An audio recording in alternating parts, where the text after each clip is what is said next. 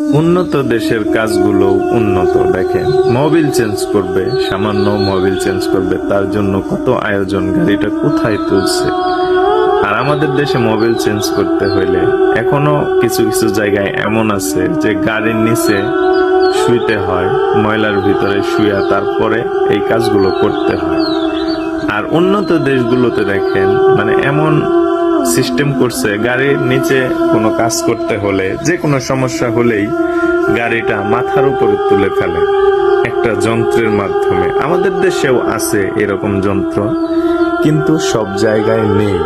যেগুলো বড় বড় গ্যারেজ, বড় বড় কারখানা, ওই সব জায়গায় আছে, কিন্তু ছোটখাটো যে গ্যারেজগুলা ওগুলা এরকম নেই। কিন্তু বাইরের দেশগুলোতে আপনি যাবেন, ছোট থেকে বড় যত ধরনের গ্যারেজ আছে।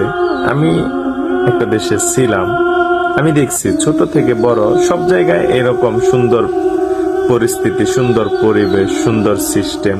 দেখেন কত সহজে এনারা কাজগুলো করতেছে, কত অভিজ্ঞতার সাথে, দক্ষতার সাথে। আমাদের দেশে কিন্তু এত সুন্দর ক্লিন, এত সুন্দর পরিষ্কার করতে পারে না কেন? নিচে শুয়ে শুয়ে আপনি কত কত কষ্ট করবেন, কত ভাবে করবেন, আপনি হয়তো দেখতেও পারেন না, অনেক সময় দেখাও যায় না, আইডিয়ার মাধ্যমে কাজ করতে হয়। কিন্তু দেখেন তারা কত সুন্দরভাবে কাজগুলো শেষ করে। এটাই হচ্ছে উন্নত দেশের উন্নত কারবার।